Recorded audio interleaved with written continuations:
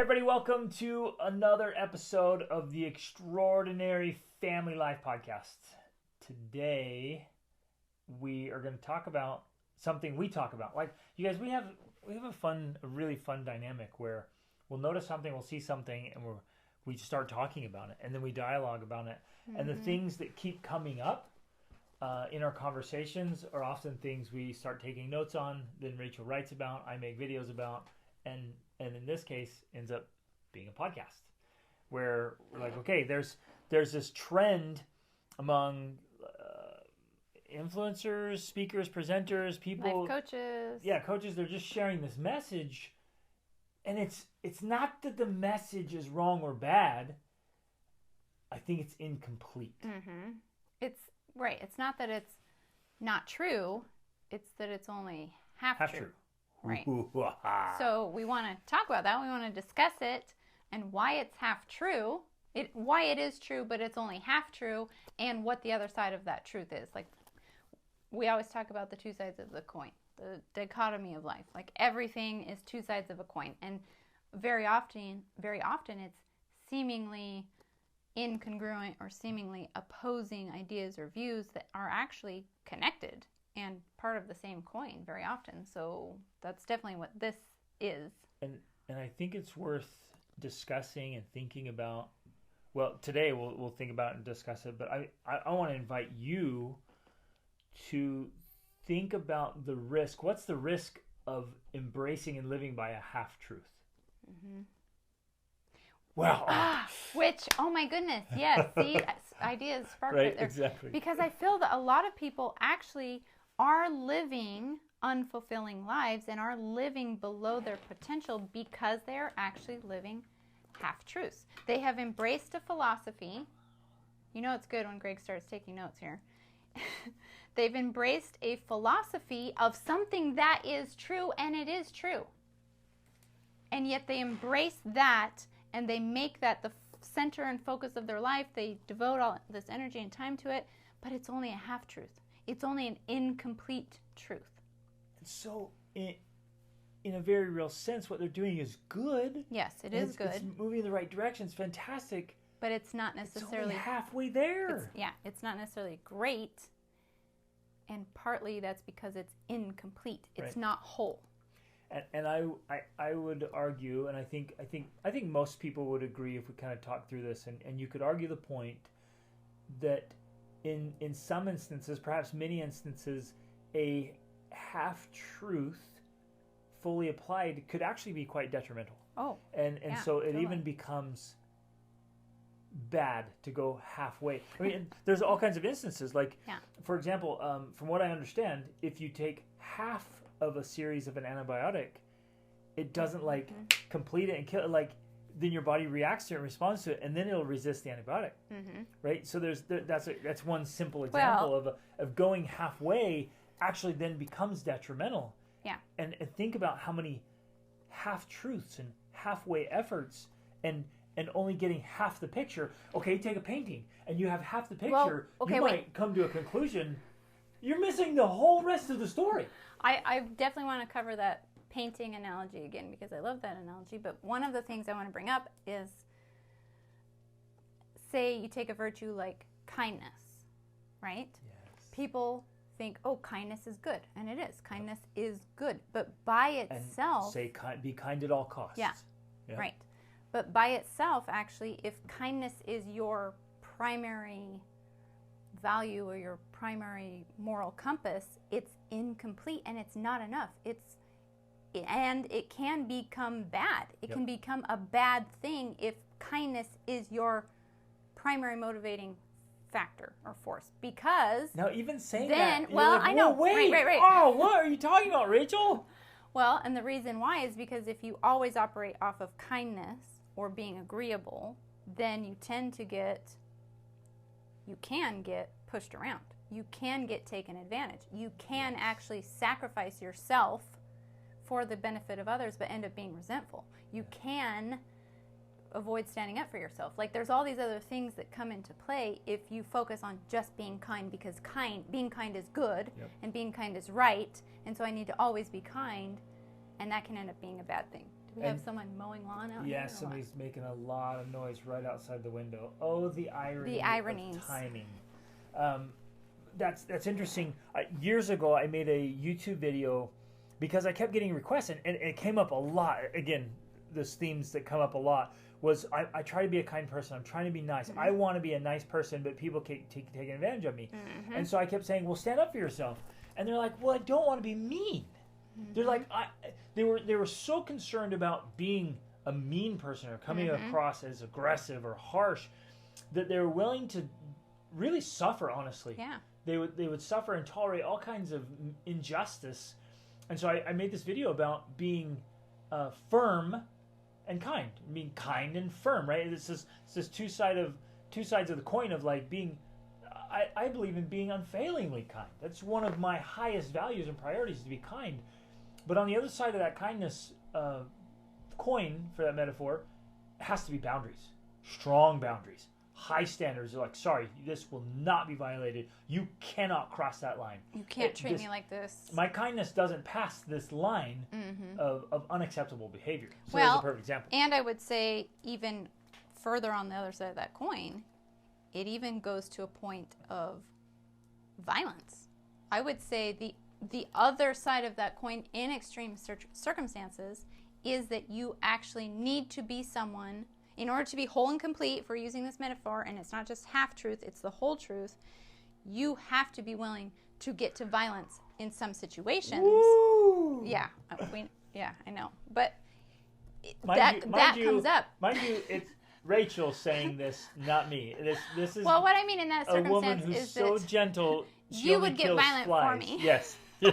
So what she's saying is, there's a time for me to get violent in our behalf, and I actually wholeheartedly agree. And I'm joking about that, but I do know there are times when, yes, I would get violent if necessary. Yes. I'm not going to be kind to someone who is, and of course I'm talking about extreme situations, but we have to recognize that represents the entirety of topics and life in general. So you have to look at those things and think about those things, but there are times when violence is the answer. In fact, There's a book about that. When violence is the answer. And that means that if you're going to not be taken advantage of by people who are bad or evil or have wrong intentions, you have to be willing to get more violent than they are. That's one of the things they teach you in your Krav Maga, is that avoid violence at all costs, but when violence comes, be more violent than the other person. Yeah, like put an end to this. Yeah. And it's not just physical violence. Man, we could do a whole podcast on this topic. Yeah, we could about violence. But it's not just physical violence. There are times, and I think we all have to agree with this, acknowledge it, that, again, there's a growing naivete as well, that like, no, you don't ever have to be violent. And there's something admirable and beautiful about that. There is something admirable We're getting and beautiful. way off. I know, we totally are, but it's important. There is something admirable and beautiful about that. And we used to believe that, and we used to live by it. But unfortunately... On that side of the coin, I still do. I still believe in nonviolent protest. Yes. What Martin Luther King did and Gandhi did, absolutely unbelievable. I'd be behind it. And Mother Teresa saying, look, I'm not coming to your anti-war. When you have a pro-peace rally, I'll be there. Yes. Right? I believe that. But unfortunately, from personal experience, we know that by believing that there weren't, I mean, we went so far to the, hippie side of it. I use that not in a derogatory term per se, but like the hippie side of it, where there are no bad people and there's only, it's only different levels of energy, and, there's no evil in the world. There's no wrong in the world. We believe that to the point where we were acting that out and teaching that. And unfortunately, that led to some negative circumstances and situations, which we're not going to totally get into because that's private at this point, with some of our children, that led to very serious, painful situations because our children had been taught to believe there's no bad people in the world. And so, I mean, this is serious. This is getting serious here. Yeah. This is real. When you believe and operate that way, and then you come face to face with malice, real malice that does exist in the world. I do believe in the goodness of humankind, but malice does exist. And when you come face to face with it and you're not prepared to deal with it in a violent way if necessary to combat that, you end up being a victim in the real sense and taken advantage of. And those of you who are... Go ahead.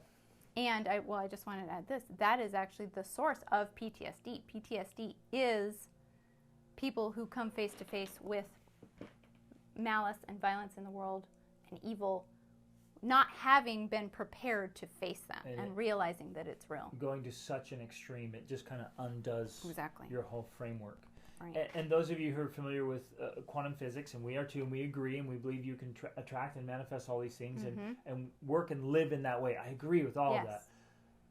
I just think it's worth considering the other side of the coin is, and I do believe it, there is a time, perhaps not for all. I'm going to leave that window open. Absolutely. I think there are some people who are not warriors, and they don't need to be. But for some of us, there's a call to arms, and there's a time to be violent. At least a call to be prepared, to have arms. You're called to have arms. You're called to have arms, yeah. Okay, exactly. 2 more thoughts that I wrote down about this halfway. I read the Francis Bacon. What was his essays? The essays by Francis Bacon. And there was one thing which I learned was essentially the essays were a type of journaling that was meant to be confessionary in order to help you from making the same mistakes in your life, which was fascinating. So insightful. Yeah. One of the things he wrote is that if you study philosophy halfway, you'll lose you lose your faith and belief in God. Or a higher power. Or, the bigger picture. He says if you study philosophy halfway, it undoes you. If you continue the course and go all the way, you come back full circle into believing it. Yeah. And so that's another example of going halfway being dangerous. If you get in and dabble with it, it undoes it. And when you go deep and get real depth on it, Francis Bacon was saying, no, you actually come back to this wholeness, which was beautiful. And then in Moby Dick, Herman Melville talked about all the horrors of a half-lived life. Mm-hmm. And ultimately, I think that is a framework to go into our topic. Mm-hmm. It's like if you only go halfway, you end up living potentially inside the horrors of a half-lived life. Yes, absolutely. Wow. Yes, that is so good. And that's kind of, that's what we want to bring up and talk about, because we're seeing these philosophies being taught out there by growing numbers of life coaches and other influencers. And we're kind of like, okay, yeah, that's true, but it's half true. Yep. It's not the full picture. Oh, back to the picture analogy, because this is something that we are constantly using and referencing and helping us to understand the world. And it's the idea of, if you have a big, beautiful painting in front of you, let's use that map back there, and you look at one part of it down here in the corner, and you're like, oh, there's a ship, and these guys moving barrels and whatever. And you look at that and you're like, okay, that's true, but it's not the whole truth. The rest of the truth is the entire picture, the entire paintings. And so very often people get caught up on a part of the painting and saying, this is it. This is true. And it's more true to them than what they knew before, because before they were looking at maybe a different part of the painting or a smaller part of the painting. And so they expand their view and they're like, oh my gosh, it actually also includes this. And then you're like, yeah, you're right. It does. And it feels fantastic. And it feels when amazing. Someone draws your attention to your like enlightening.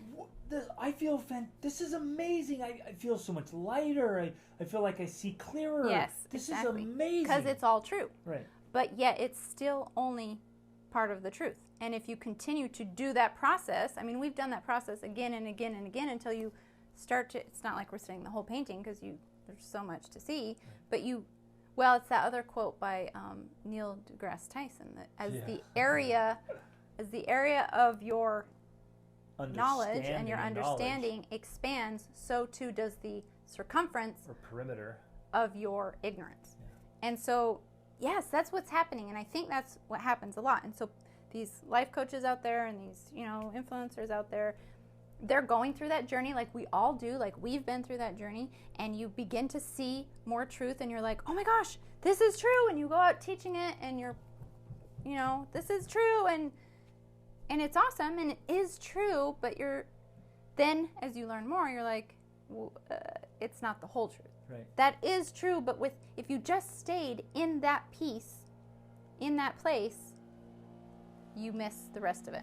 All right, so let's dive into exactly what we're talking about. Finally, actually talk about what we're talking about. Let's get to these points and try to give as many examples as possible. And again, I think you want to emphasize this too, we want to re-emphasize. These are good things. They are true things. True things. But I think maybe the best word for this, and you might use other words, right? We all have different meanings for words, but it seems like a good word for this is incomplete. Mm-hmm. Right. Just like part of the painting, if you only see part of the painting, it's just an incomplete painting. Not that it's not real and it's not true, it's just incomplete. And I could keep going on about this comparison with the painting, because if you see half the painting, you can come to conclusions. You can tell a completed story of that. And there's a lot of beauty and truth and meaning. It's all there. Principles, life lessons, all of it. But then you get the other half of the painting and you're like, oh, it's even better. A bigger story. Yeah. And maybe it's not better. Maybe the other half is the ugly half. True. Right? Maybe it's the tough half. You're like, okay, but that completes the story of that painting. Yes. In my mind right now, I can picture those massive mural paintings in like the Louvre, where in the room with the Mona Lisa, if you guys have been there, the Mona Lisa is like maybe 3 feet by 3 feet, right? It's not very big. It's not big, and everyone goes to see the Mona Lisa, but you're in this hall that's 40 feet tall, it's gigantic, and hundreds of feet long, and some of the paintings in there they gotta be 30, 40 feet long and 20 feet high. They're massive, unbelievable works of arts and fall scenes. They're just mind-boggling. The building itself is unbelievable. And everyone's crowded around the Mona Lisa. Which, again, it's beautiful. It deserves it. But you're like, okay. The perspective here, the contrast is amazing. Exactly. Okay, so let's dive in. Finally, let's dive in. What exactly are we talking about? What is it that we have seen people posting, sharing out there that we're like, yeah, that's true, but it's not. It's incomplete. Yeah. And it's essentially this idea that you are good enough the way you are. I am. You are enough. That's true. You are special. That's also true. Right. Me again. I'm really close on this. And yet... And it feels good. And it feels good. People need to hear that message, and that's why it's spreading, because it's like... There's a lot of people that need to hear that message, because there are a lot of people that are suffering. There are a lot of people that are hurting. There are a lot of people that beat themselves up all the time. And so, yes, it is a true message, and it is an important message, and it is a message that a lot of people need to hear. And I would say for every single person on the earth, at some point along your personal journey, that's a message you need to embrace. Yes. You have to fully embrace and believe that message, that you are enough, that you're good enough, that you're special, that you're important, that you don't have to try in order to be loved and accepted and all these things. Right. And yet it's incomplete. And that's not chronological. That's how would you even describe it? Like it needs to be it's cemented encompassing, in. Or it's your whole life. Centering. Yeah, you're centered and grounded in this idea, this belief for your whole life. But if that's where we stop. So it's something, I guess I like that point, that it's something that has to be centered within you. It's something you have to embrace. It has to become a part of you. So some people don't have that as a part of them, and that's why they need that message. And that's why it's good that people are sharing this message. You have to embrace that, and it has to become a centering part of your view and approach to life. Yes. It's not something you just come across and then discard later. Right. It becomes a part of who you are, and then helps you on the rest of your life journey. Yes. So it's essential. Oh, I just thought of another comparison I think will help. We're trying to come up with as many comparisons as possible to try to land this in a way, and some of you will hear different things and it'll click for you. here's one that I think would work really well, because I also see this as a common problem. We get married, and now you've gone from being an individual to now being a wife or a husband, right? But that doesn't mean you're not an individual. Right. And then we get into trouble with that. And we give away our individuality because now I'm a wife. And then you become a mother. Exactly. And so all of a sudden you lean so far into motherhood that... you lose your individuality. And your wifeness. Yes. And some husbands are like, hey, remember your wife? Like, that's how it helped you become a mother. Don't forget me. These husbands are saying, right? But there's a progression there that if we only go one way, if all of the message going in is mom, mom, mom, mom, mom, mom, then it actually ultimately it weakens your wifeness and your individuality. Exactly. And so you'll go along and you'll start feeling this void, and you'll be like, wait a minute, I love my family, I love my kids, I love being a parent, and it's all good, it's all true, it's all right. Fantastic.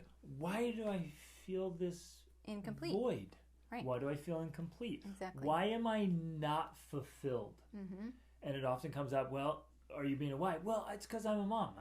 And are you doing things for you only? And this is true for husbands as well. I had this conversation recently with a gentleman. I was like, what are you doing specifically just for you because you like doing it? Now, he's starting a new business, already has other successful businesses. He's got his kids, his family. He's just awesome, right? Growing, learning, just fantastic. But in all the busyness of all those good things, he has lost his individuality. And I was like, what is it? And he's like, he honestly didn't know.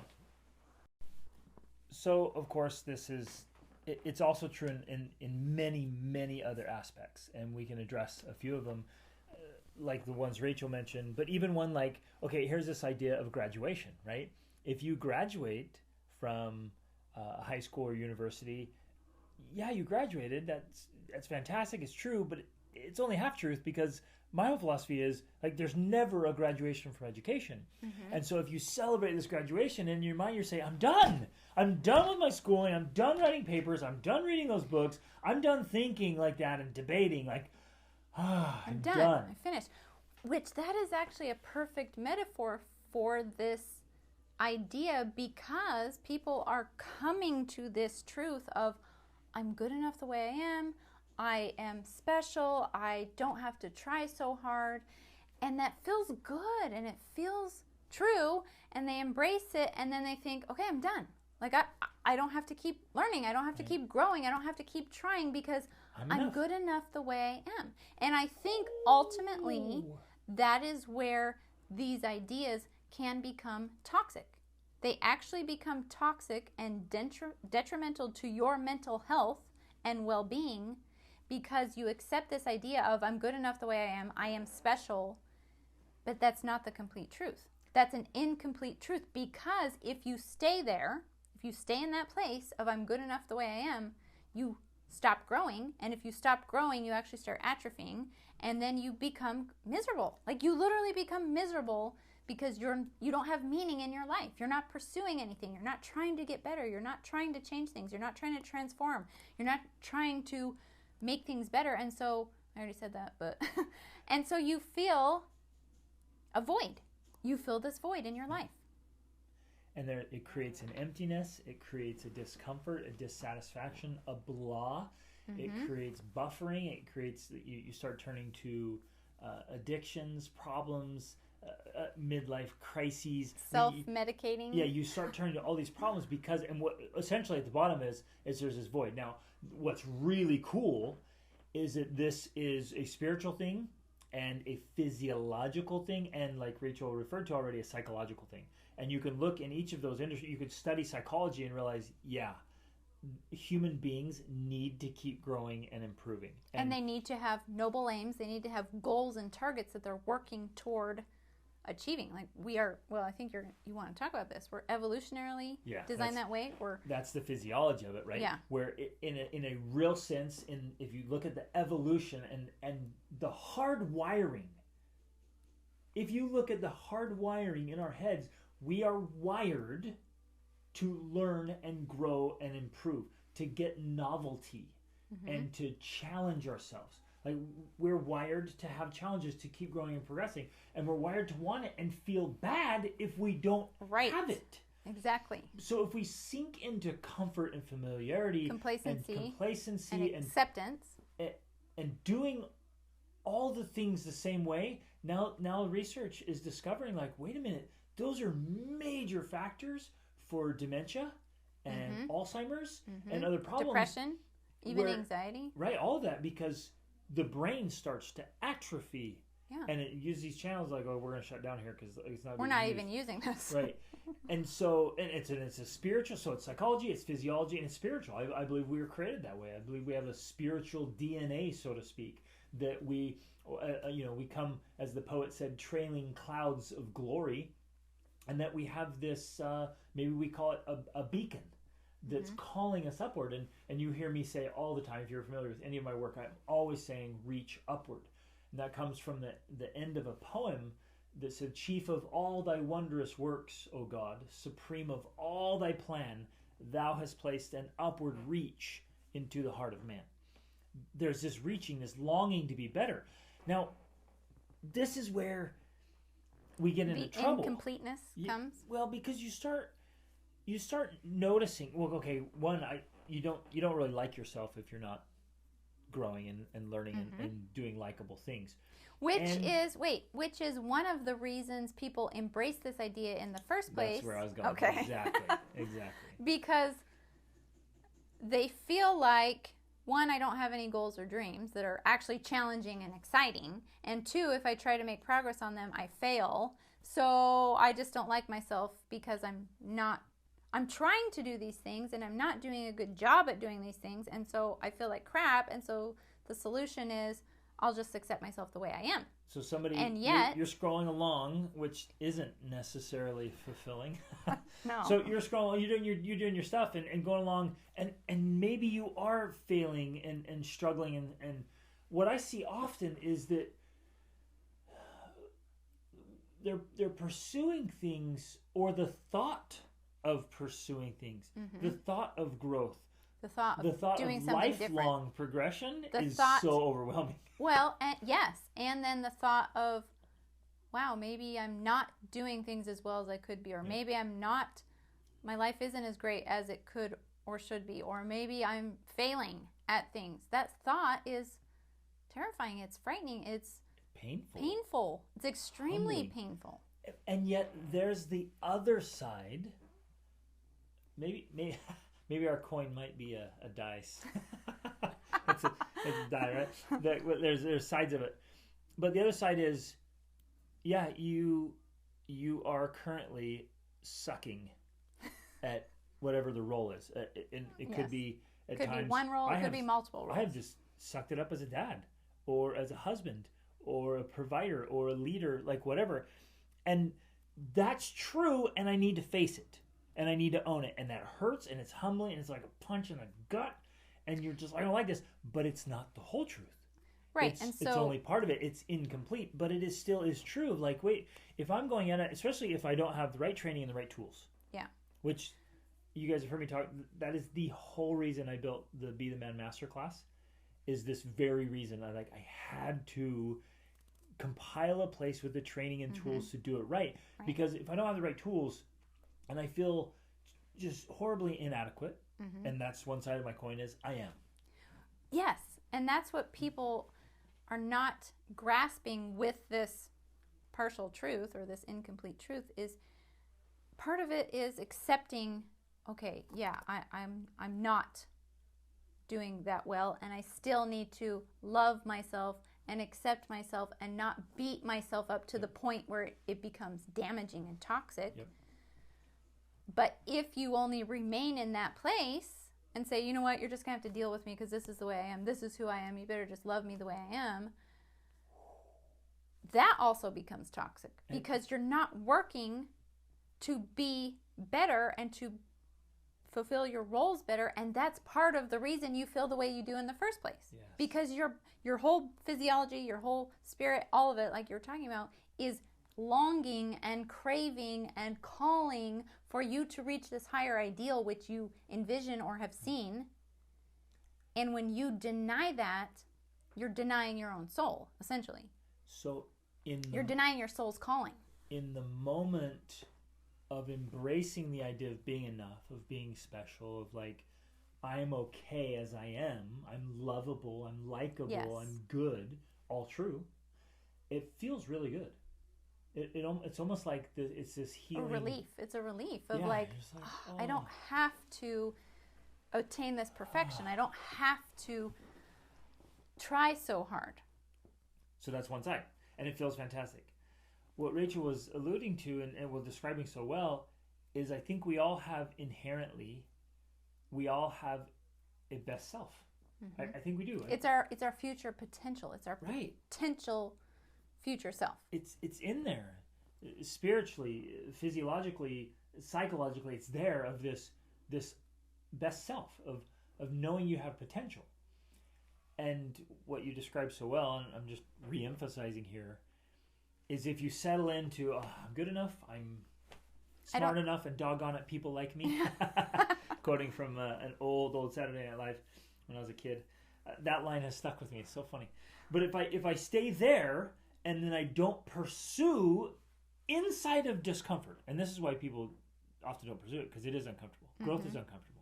So if I don't pursue that growth, if I'm not chasing down my ideal best self, then there's another kind of pain, another kind of toxicity that starts to just tear us up on the inside. Because for a while, that acceptance of you're good enough is good enough. I mean, that can carry you, who knows for how long. I mean, some people, it could be weeks or months or who knows, longer. Well, okay, let's do another metaphor. That could be the few keys on the piano that you always play.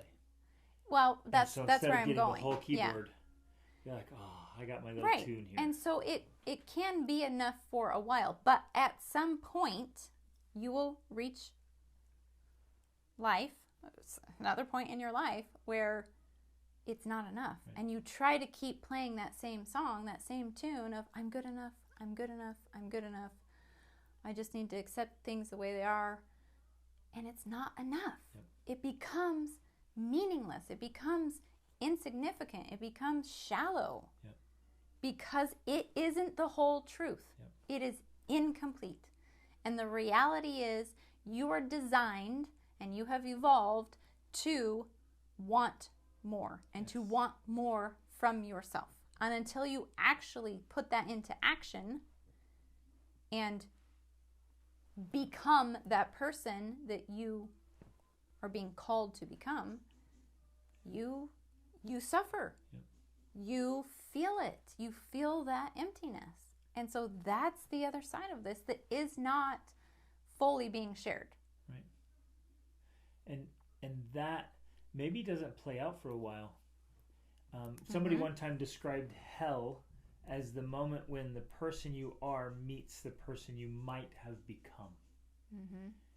And I think we all can imagine that scenario. Like we can picture it in our minds of like the best self and current self or even the end self. And if you haven't gone after it, there's a real pain. Now, what's really interesting, we couldn't have done this podcast when we first got married, but I think we picked up on some of it. Specifically, I remember telling you and talking about this. I will not expect you to love me as I am. Yeah. I will never come to you and say, Rachel, why don't you just love me as I am? Exactly. As a 23-year-old. Like, or as a 43-year-old. Like, whatever. Like, to me, that's just crazy to expect her to love me as though I have arrived. And this is it. Take it or leave it. Love it or not. Like, this is it. I got it. Which, again, is another partial truth. Right. Yes, I love you the way you are. Right. I love you as you are. Warts and all, so they say. And not I that was you have at warts. 23. Yes, and as you were at 23, exactly, when we got married. So that is part of it. But I think that certainly has been a foundational piece of the success of our marriage long term, is that we didn't just expect to love each other the way we are and stay that way. Right. We fully expected, we fully embraced, we both fully committed to, we're going for our best selves. And we're going on this together. And, you know, I expect you to come along. You expect me to come along. It's not just sit back and, you know, stay in your current state for the rest of your life. That is not a part of our agreement. Right. And we both know that. And that's how we want it, because that has made our marriage better. That's made our life better. That's made us better. It's this total understanding that we are in this laboratory of growth, and things are going to get uncomfortable, and things sometimes will get ugly, and we're going to face our failures and discomforts and realize we're not enough. We're not good enough, because we're not. And that's the other side of this coin.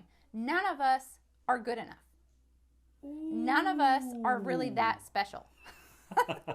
None of us like have it all together. We don't. And that's okay, but it's also not okay. See, and again, part of the trend we're seeing is saying things like you just said. Like, people will label that as a hate crime. Yeah. Like, exactly. Hate speech. Like, you're hurting people. And I'm reading, almost done rereading the Book of Joy, and the Dalai Lama repeats that, just constantly repeating, I'm nobody special. Mm-hmm. I'm just like all of the other humans out there, right? And they have things to teach me, and hopefully I can share something with them, but we're all in this together. And he'll tell himself, I'm nobody special. He's like, that's how I can humbly walk into a stadium with 50,000 people and just speak to them, because I realize I'm just one of them. I'm nobody special. There's power mm-hmm. in that mm-hmm. of realizing simultaneously I'm nobody and I'm somebody. Mm-hmm. And acknowledging I'm special, and no, just me. Right. Just in human form, going through the same thing all the humans are going through. So ultimately, what we have to be able to do is to embrace seemingly opposing viewpoints at the same time. Yeah. We have to... Which seems impossible.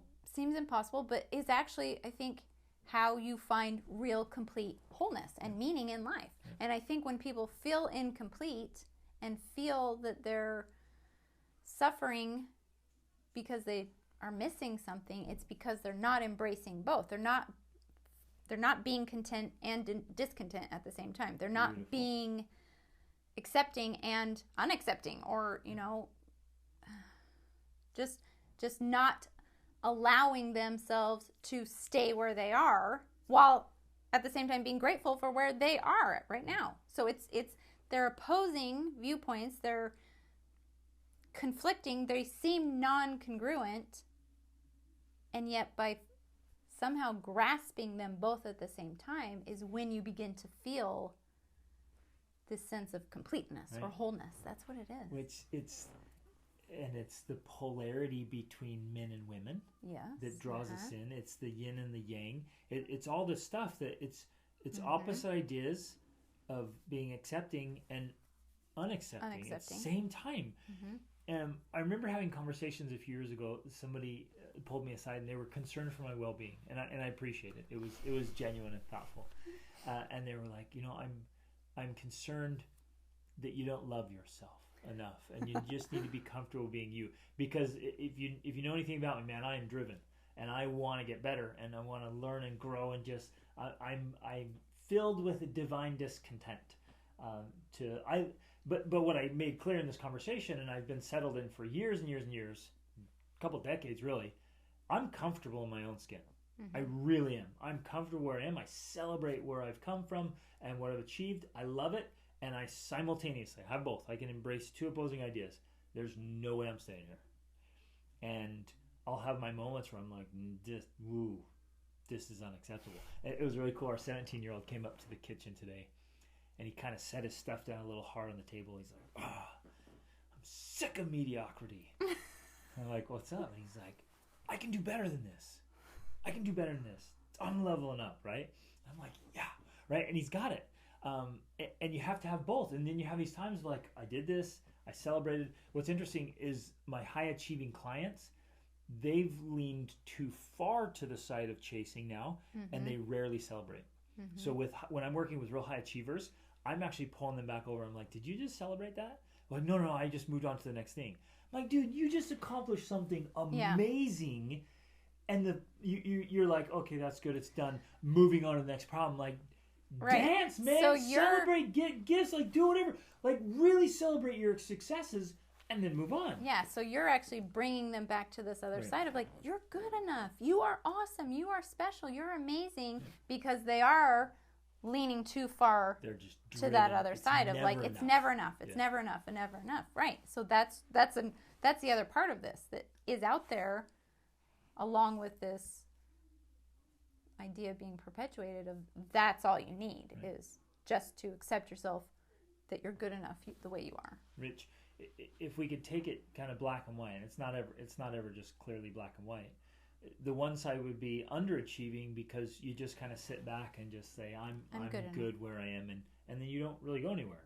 And the other side would be just overachieving, constantly going and never celebrating who you are and what you've done, and celebrating successes.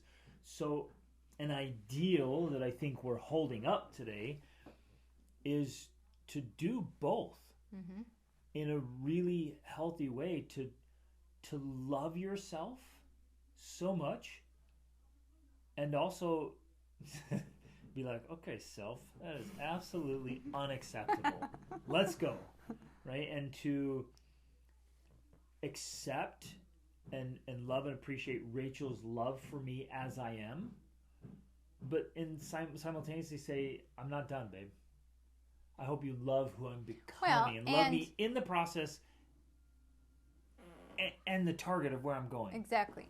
And in marriage, where marriage is this laboratory for that kind of growth, that when you get comfortable with that, like not every couple can do this obviously, but we've had a lot of practice that we can be comfortable with saying, I love you as the way you are, but I also see this that can be tweaked or changed or improved, and we're both doing that. So it's not now just ourselves that are providing both sides of that coin, the acceptance and the discontent, but now we can do it for each other too. That's another level. So this is next level marriage. Yeah. But that is what a marriage was intended, designed, evolved to be. And when I'm trying to come up with the right word of like, that is the perfect fertile ground for real growth. When I can do it myself and my spouse can do it with me, where you can love me and celebrate with me, and then call me out and call me up, and even like, I don't know what the word is, like correct or give feedback of like, hey, you're awesome, I love you, that's unacceptable. And that element, man, it's like rocket fuel. Oh, totally. Absolutely. I mean, that right there is how you achieve more growth and development than you ever could on your own. I mean, that is the magic formula, is using marriage and family relationships too, because you can do this with your children as they grow and you have a good relationship with them. Yes. Using the parent-child or parent-mentor-child can be the same way. Of you can love them and call them up, and they can love themselves where they are and want to be better. And if you can build that dynamic, it's awesome. But let's walk through the sensitivity of it that we see often. If I'm leaning too far to this side, any suggestions that Rachel too far to the I'm good enough side. I'm good enough, love me as I am, and it might be I'm trying to protect my insecurities, and maybe it was something from the way I was raised, or something I'm afraid of, or some rejection, or failures, or mistakes I made, or ultimately kind of built on insecurities for the most part. But if I'm leaning to this side too far, you're not free or comfortable to make suggestions to me, and it feels super threatening, and it causes a fight. Exactly. And we see this all the time. Like, well, if I can't say anything. If I say anything to my spouse, turns into a fight, this big other thing. The other side is if it's just go, go, go, go, go. I think one of the ways that comes out is I'm going to always be picking on you. and pointing things out. Because it's never enough. It's never enough. Exactly. Okay, good job, but it's the next thing. But what about this thing too? And what about that little thing and this little thing? And so, it becomes this perfectionism where you're never allowed to be imperfect at all. And that's unhealthy as well. And I can do that to myself or you inside a marriage. So if I'm too far to that side, I'm just going to be driving, and my wife be like, sweetheart, good job, that's enough. No, it's not enough. I have to do this. And I drive to the neglect of my marriage or my kids or whatever else, my health, because I'm just so going. And it's hard to live with. In fact, either way, either side going too far and not having the wholeness is really hard to live with. So, okay, so the question...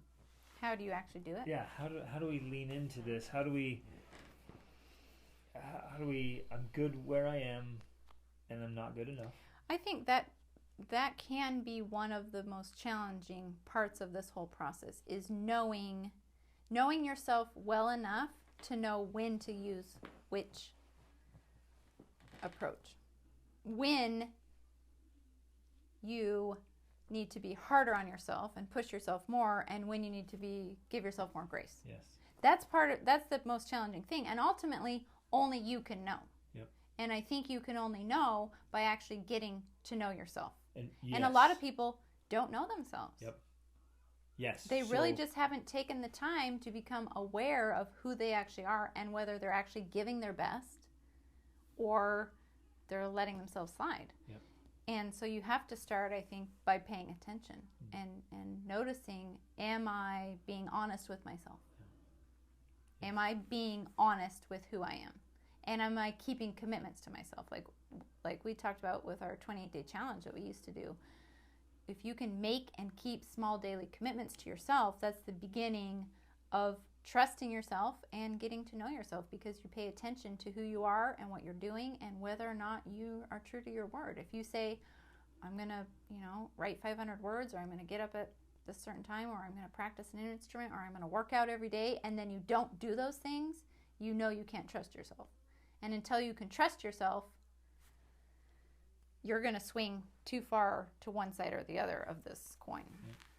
And having that deep awareness and then that commitment to honesty helps you to know what to do. Because you might commit to get up every day at a certain time. You get up early and then... realize it's totally unrealistic? Or It might be unrealistic, or you might realize... Again, this takes unbelievable awareness, because you believe the stories, right? Whatever you repeat, you believe. And you believe the stories you tell yourself. And you have to be able to have this awareness and honesty to say, wait a minute, am I using this as an excuse? Am I using this as a cop-out of no, I do need some more sleep? Or do you actually need more sleep? Right, exactly. Is it true? And you're like, I'm going to make a legitimate exception here, and I'm going to sleep in because I do need it. I was woken up, whatever. Or okay, yeah, I got woken up, I went right back to sleep. This is just an excuse. I really need to lean into this. Yeah, so it ultimately takes a lot of very close, differentiated self-awareness, of being able to know yourself well enough to understand if you're being honest with yourself or if you're just making excuses for yourself. Yep. If you're giving yourself what you really need because that's what you really need and you know it, or you're just making excuses for not following through with what you said you're going to do. Giving yourself all kinds of leniency and taking things lightly with levity, right?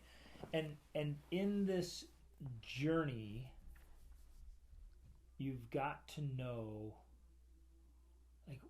what to do and when to do it. It takes a lot of wisdom and practice, which comes back to the self-awareness. That's what the wisdom is in my mind. And I think this practice, here's an invitation. I'll give you a specific practice to kind of walk through for self-awareness, is lean one way or the other mentally and emotionally, and see what it triggers. See what it stirs up. So get a notebook, and give yourself a little bit of time. Get a notebook or a journal, or open up a document or something. Take some notes, because you want to write it down. You won't remember it necessarily. Yeah.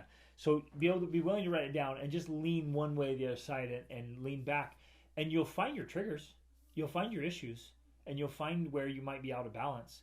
Because if you start leaning into, I am somebody. Oh no, that makes me feel prideful.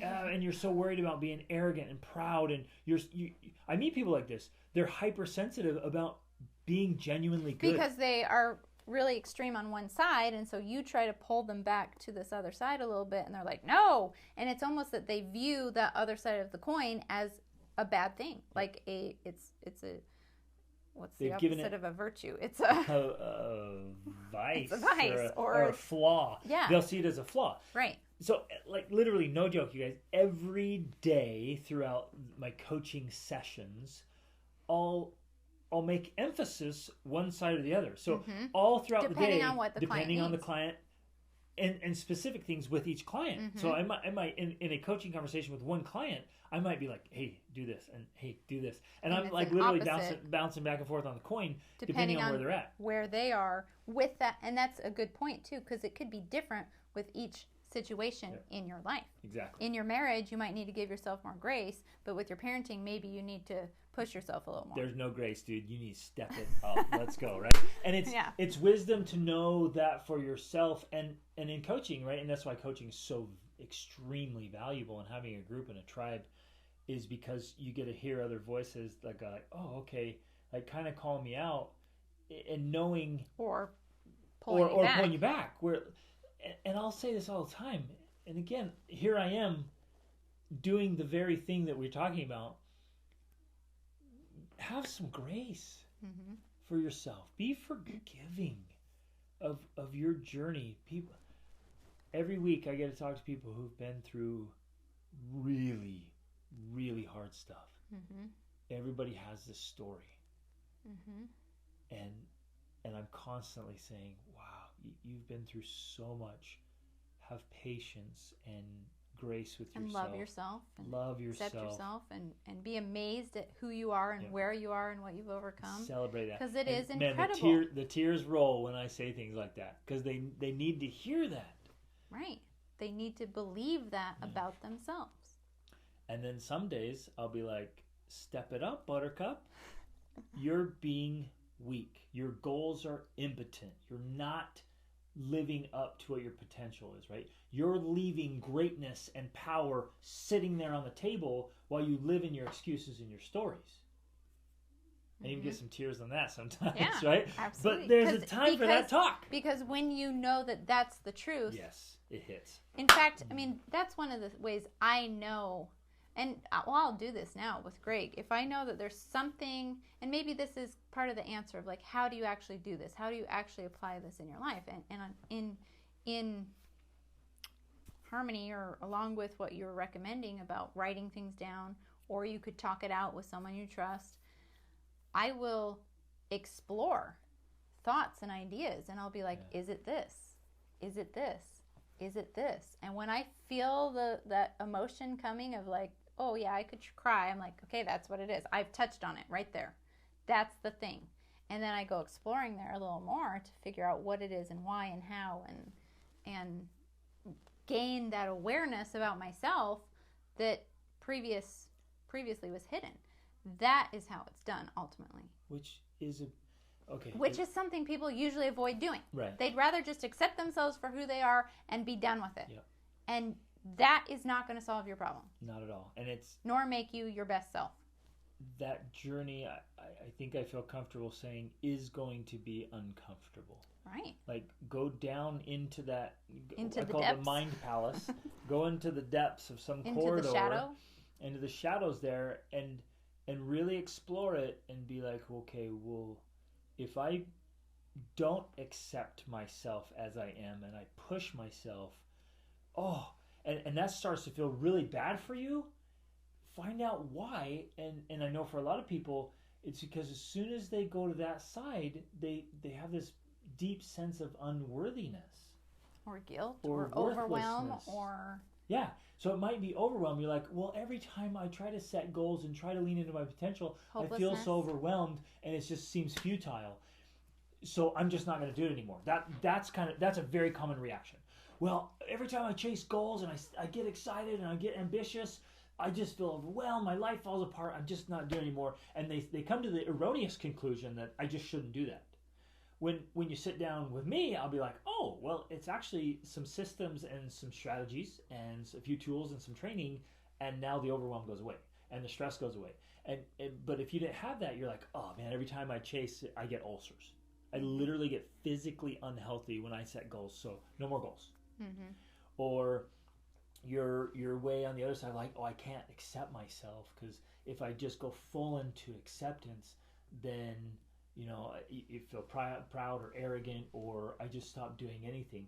And maybe that's a weakness. Like you lean over there and then you literally just stop doing anything with your life, and you just sit there saying, I love me. I love me.